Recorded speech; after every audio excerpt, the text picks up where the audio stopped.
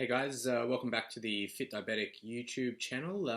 In today's topic, what I wanted to discuss was how you handle your insulin and blood levels when taking long international flights, especially when you're going into a different time zone. It can take a bit of work to sort this out. So a couple of hints and tips that I've used and am about to use on a trip from Sydney to Los Angeles. So the flight there is about 14 hours, obviously a completely different time zone, so it just takes a little bit of work to get to the bottom of what we're going to do. So really, I'll start with insulin to start with. Typically, I use Lantus as my long-acting insulin.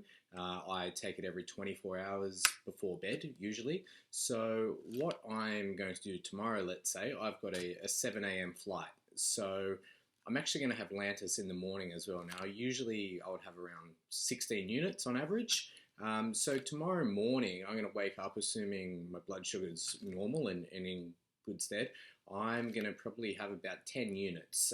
The reason for that is I want to stagnate it over the course of the flight. And probably for the next 24 hours, I'll break that Lantus up into 12-hour blocks as opposed to the usual 24 hours.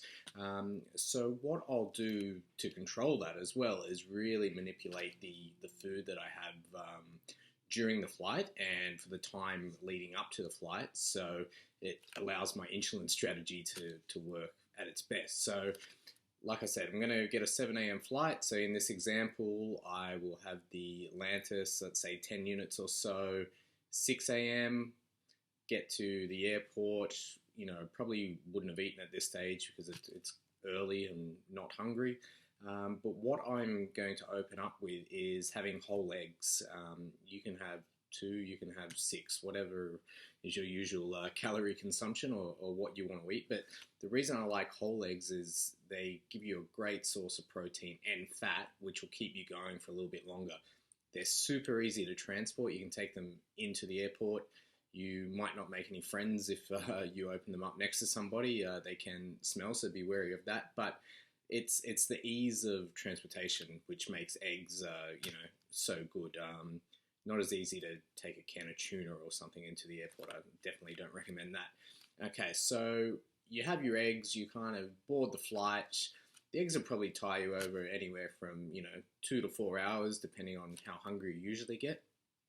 So what do you do then when the flight attendant comes out with the horrible meal plan? And pro tip is never order the diabetic meal plan. That is the worst thing that you can probably do. So what I want to focus on during the flight is to really focus on protein. I want to really eliminate carbs here.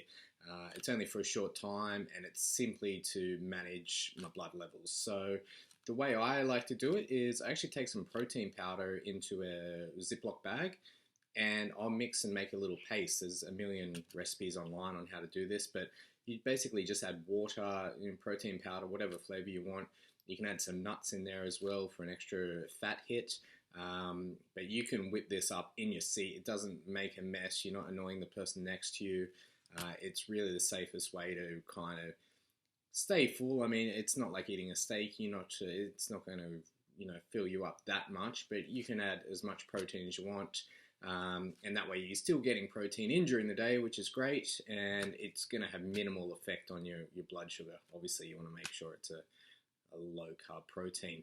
The other option I love to take when flying is dark chocolate. So you look at this example here, this whole bar is only 12 grams of carbs in the whole bar. So you can split this up over, the course of the flight, just have, a square every hour or so. That's going to satisfy any sweet tooth that you might have. It's going to help relax you just, when you're trying to adjust to a different time zone. Obviously your sleep can be out a little bit.